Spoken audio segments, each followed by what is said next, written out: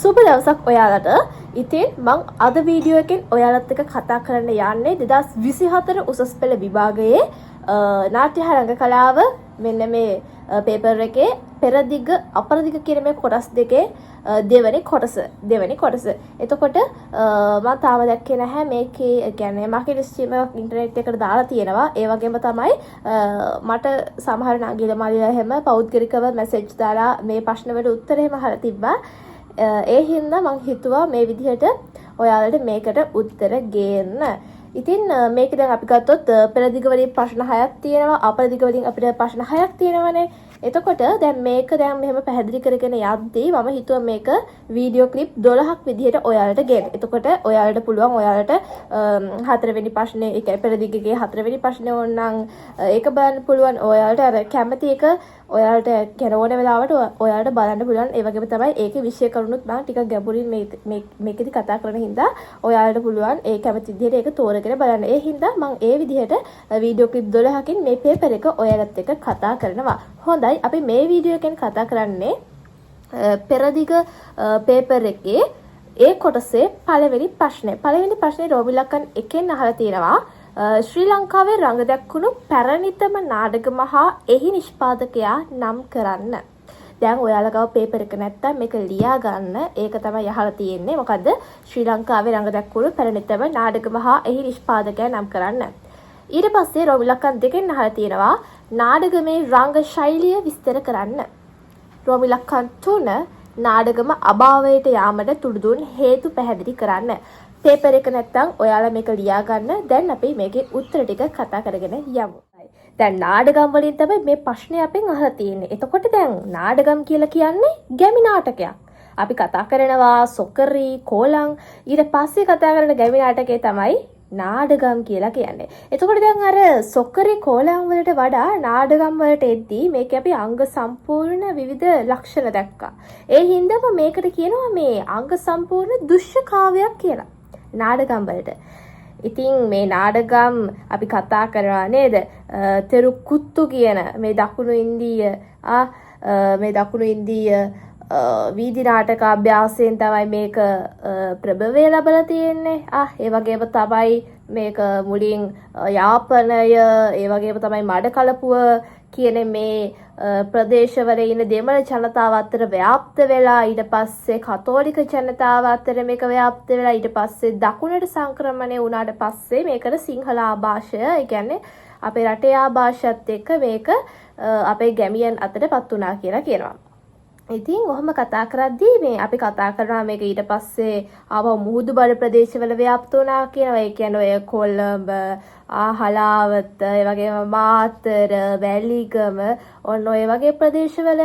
ඉතින් එහෙම කතා කරා යද්දී අපි කතා කරනවා මේ පළවෙනි නාටකම. ඉතින් මෙන්න මේ ඒක තමයි මෙතනදී අපෙන් අහන්නේ. ශ්‍රී ලංකාවේ රඟ දැක්වූ පැරණිතම නාටකම හා එහි නිෂ්පාදකයා නම් කරන්න. ශ්‍රී ලංකාවේ එකටම රඟ දැක්වපු නාටකම තමයි අලගනායුදු. මොකවද? ආන්ධ්‍ර දේශයේ තමයි මේ අලගනායුදු ඉන්නේ. මේ අලගනායුදුගේ හරිශ්චන්ද්‍ර කියන නාටකම තමයි පළවෙනි නාටකම. ඒ නාටකම තමයි ශ්‍රී ලංකාවේ එකටම රඟ දැක්වූ නාටකම වශයෙන් අපි කතා කරන්නේ. එතකොට මේක තෙලුගු භාෂාවෙන් තමයි රචනා කරලා තියෙන්නේ. එතකොට මේකේ රචකයා කවුද? අලගනායුදු කියන මේ තැනැත්තා. එතකොට පළවෙනි නාටකම, ඒ කියන්නේ ලංකාවේ එකටම රඟ දැක්වූ නාටකම තමයි අපි කතා කරන මේ හරිශ්චන්ද්‍ර කියන නාටකම. ඒ වගේම තමයි අලගනායුදු කියන මෙන්න මේ තැනැත්තා තමයි ඒකේ නිෂ්පාදකයා. හොඳයි. ඒ වගේම තමයි දැන් ලංකාවේ රචනා කරපු පළවෙනි නාටකම මොකද්ද? ඒක පටල ගන්න එපා. මේ විතර අහන්නේ ලංකාවේ රඟ දැක්වූ පළවෙනි නාටකම. ඒක ලියලා තියෙන්නේ අලගනායුදු කියලා ආන්ධ්‍ර දේශයේ තැනැත්තෙක් තෙලුගු භාෂාවෙන්. ලංකාවේ රචනා කරේ පිලිප්පු සිඤ්ඤෝගේ ඇහැලේ පොළහෙවත් සිංහලේ නාටකම කියන නාටකම. ඉතින් ඔයා දැන් මෙතන මේකට උත්තරේ ලියද්දි දැන් මෙතන අහන්නේ පළවෙනි අංකේ රෝමිලකන් එක ඔයාලා ලියන්න පුළුවන්. මෙතනදී ලකුණු දෙකයි මෙතන තියෙන්නේ. ඒතකොට ලකුණු දෙකයි නම් මෙතනදී ඔයාලට කෙලින්ම මෙතන ලියන්න පුළුවන්. ශ්‍රී ලංකාවේ රඟ දැක්වූ පැරණිතම නාටකම වශයෙන් හරිස්චන්ද්‍ර නාටකම සඳහන් කළ හැකි අතර එහි නිෂ්පාදකයා වශයෙන් අලගනයිදු නම් නාට්‍ය නිෂ්පාදකයා සඳහන් කළ හැකිය. ඔය වගේ කෙටි විස්තරයක් ඔයාලා ලියන්න පුළුවන්. මොකද මෙතන අපිට ලකුණු දෙකයි දෙන්නේ නේ. ඔයා ලකුණු ගැනත් බලන්න මේ ප්‍රශ්නෙට උත්තරය ලියනකොට. එතකොට ඔයා දැන් මේ ප්‍රශ්නෙට අර විදිහට නාටකම් කියන්නේ මේකයි මේ නාටකම් මේ විදිහට ප්‍රභවය ලැබලා තියෙන ඕන ඔහම ඔයා පිටුවක් එහෙම නැත්නම් පිටු දෙකක් තුනක් ලියන්න ලියුවට වැඩක් නැහැ. මොකද මෙතන හම්බෙන්නේ ඔයාලට ලකුණු දෙකයි. ඉතින් මේ වගේ උත්තරයක් ඔයා මෙතන ලියන්න ඕන. ඊට පස්සේ රෝබිලක්කන් 2 අපෙන් අහනවා නාඩගමේ රංග ශෛලිය විස්තර කරන්න. ඒකට ලකුණු 6ක් තියෙනවා. හරිද? මේ රංග ශෛලිය ගත්තාම මේ ගැන එහෙම් පිටින්ම නෝට් එකක් අපේ පොතේ තියෙනවා. දැන් ඒ ටික කාගාව හරි නැත්තම් මම කියන්නම් ඒක ලියා ගන්න. ඊට පස්සේ මම ඒක ඔයාලට පැහැදිලි කරගෙන යන්නම්. එකක් තමයි එක නිශ්චිත පෙළක් තිබීම. අනිත් එක පොතේ ගුරු හා ගායක පිරිසක් සිටීම. තුන්වෙනි ලක්ෂණේ පූර්ව රංගයක් හා ස්ථාවර පාත්‍රයන් සිටීම. හතරවෙනි ලක්ෂණේ නිශ්චිත ආකෘතියක් තිබීම. 5 පිරිමින් පමණක් රංග දැක්වීම. 6 නාට්‍යධර්මී ශෛලිය භාවිතා කිරීම. 7 රැත් 3ත් 7ත් අතර රංග දැක්වීම. 3 4 කියලාත් ඇතැම් තැන්වල තියෙනවා. ඒ වගේම තමයි 8 ඇතැම් විට පසුබිම් තිරයක් භාවිතා කිරීම. 9 කිට්සන් පහන් හෝ පන්දම් භාවිතා කිරීම. මෙන්න මේක මතක තියාගන්න. කිට්සන් පහන් භාවිතා කරේ අපි නාටකම් වලදී කියන එක. ඊට පස්සේ 10 දකුණු ඉන්දිය කර්ණාටක සංගීතය භාවිතා කිරීම. මේකත් හොඳට මතක තියාගන්න. මොකද නූර්ති වලයි නාටකම් වලයි සංගීතය ගැන කතා කරලා දැන් අපි මෙතන දැන් නාටකම් වලට පාවිච්චි කරලා තියෙන්නේ දකුණු ඉන්දිය කර්ණාටක සංගීතය කියන එක. මම දැන් විස්තර කරද්දි මේ ගැන ඔයාලට ආපහු පැහැදිලි කරන්නම්. 11 කරලිය නම් පස්කොඩ කර උස්ස තනන ලද අර්ධ කවාකාර රංග පීඨය රංග දැක්වීම. ඊට පස්සේ තවත් ඔයාලට ගන්න පුළුවන් ඕනනම් ඔය කවියේ පසුතල මේ භාවිතා කරා, ඒ පසුතල වර්ණනා කරා, පරිශ්‍රමණ රීතිය පාවිච්චි කරා. ඒ වගේම තමයි නාට්‍ය අවසානයේදී සෙත් පැතීම ඔන්න ඔය වගේ දේවලුත් ඔයාලට තව ලක්ෂණ වශයෙන් ලියන්න පුළුවන්. ඉතින් දැන් මම මෙතන ලක්ෂණ 12ක් වගේ ඔයාලට කිව්වා. ඉතින් දැන් මේ කියපු ලක්ෂණ එක තමයි ඔයා දැන් මේක පැහැදිලි කරන්න ඕනේ. දැන් කොහොමද මේකට උත්තරය අපි ලියන්න ඕනේ? දැන් අපේ ප්‍රශ්නේ මෙතන අහන්නේ නාඩගමේ රංග ශෛලිය විස්තර කරන්න ලකුණු 6ක් දෙනවා. එතකොට ඔයා එකටම දැන් මේ නාඩගමේ අර ප්‍රභවය පිළිබඳ පොඩි විස්තරයක් උඩින් එකටම ලියනවා. හරිද? ඊටවත් පොඩි විස්තරයක් රූල් 3-4ක වගේ පොඩි විස්තරයක් ලියලා ඊට පස්සේ ඔයා මෙතන ලියනවා නාඩගමේ රංග ශෛලියේ දැක හැකි විස්තර නාඩගමේ රංග ශෛලියේහි දැක හැකි ලක්ෂණ වශයෙන් කියලා මේකෙන් කිහිපයක් ලියනවා. 6ක් විතර ඔයා ලියනවා. හරිද?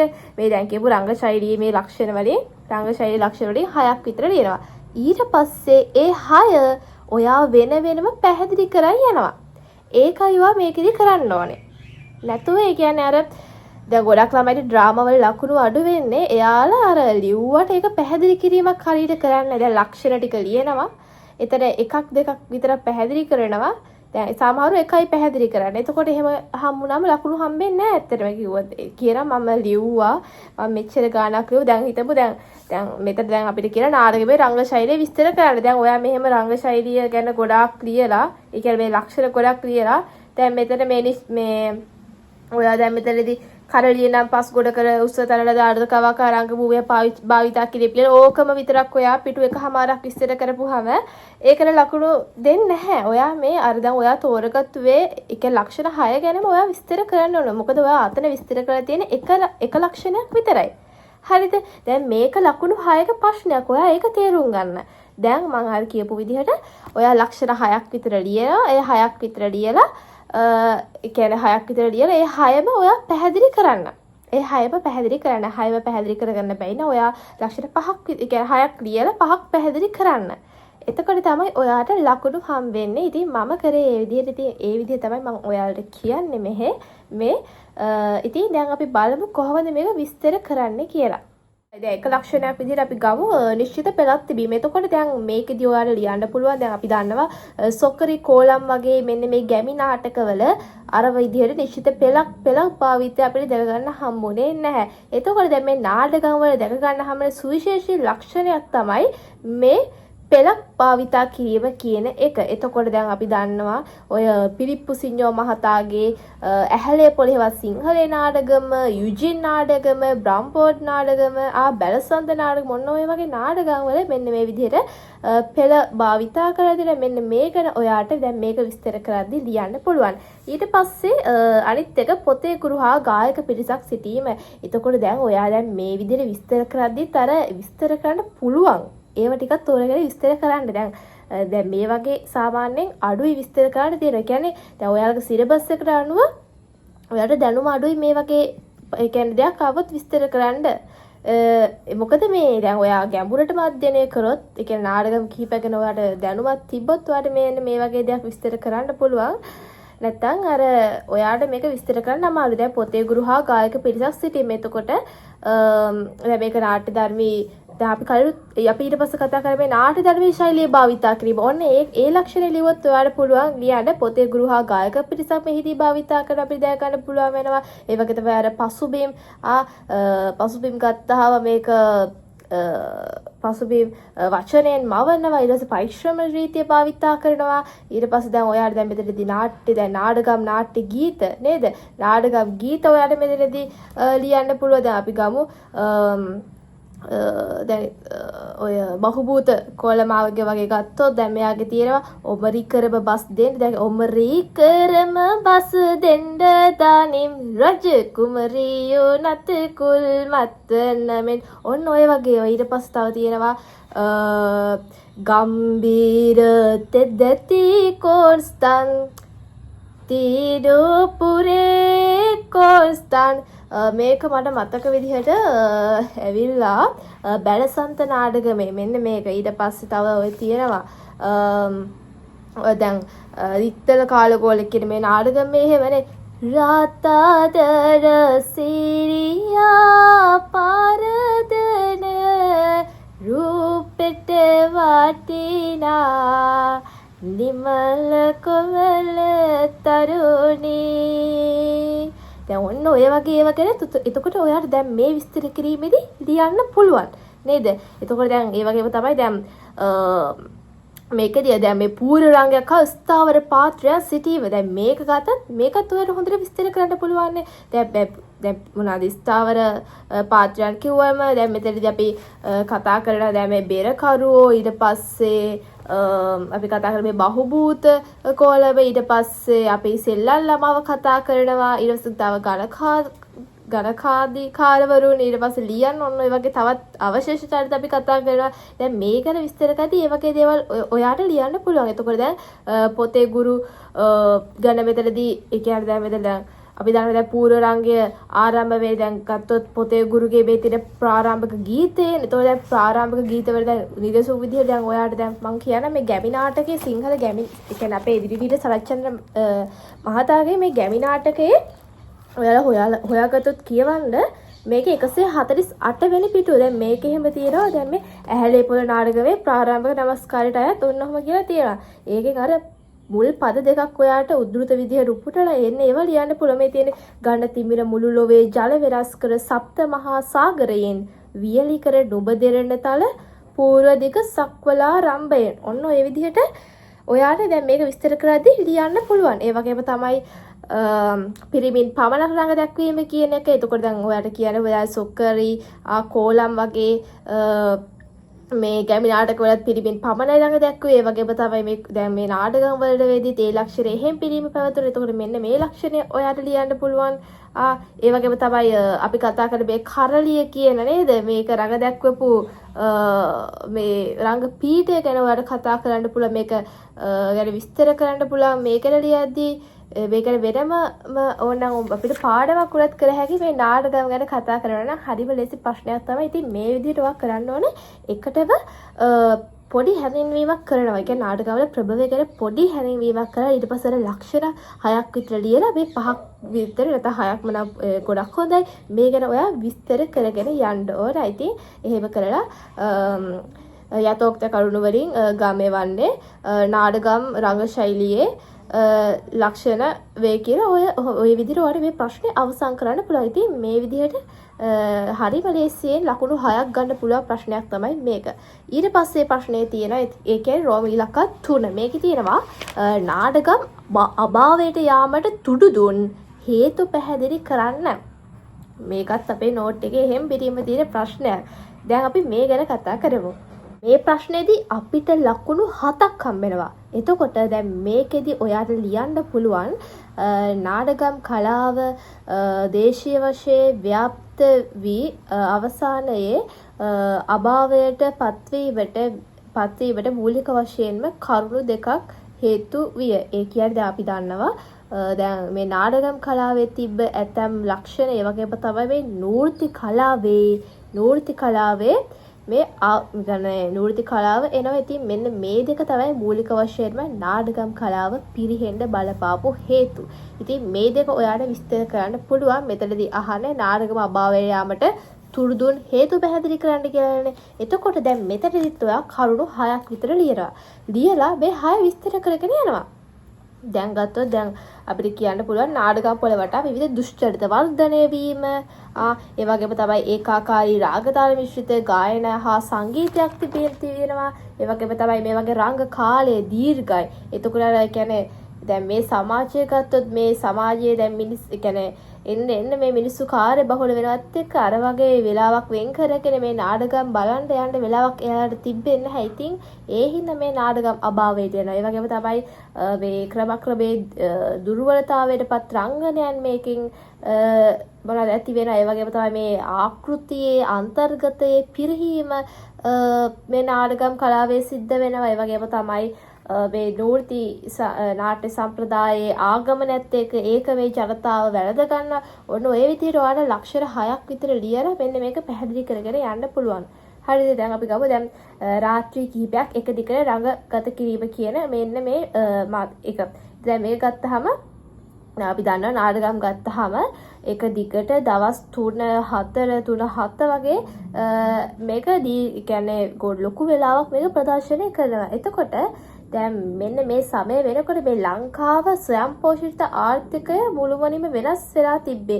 වෙනස් වෙලා මේ මිනිස්සු මේ කාර්යබහුල ජීවන රටාවකට ඇතුළු වුණා. ඉතින් එහෙම එක මේ නාටකම් බලන්න යන්න එයාලට වෙලාවක් තිබ්බද? වෙලාවක් තිබ්බේ නැහැ. ඉතින් මේක ප්‍රබලම හේතුවක් වුණා මේ ප්‍රේක්ෂකයා නාටකම් කලාවෙන් ඈත් වෙන්න.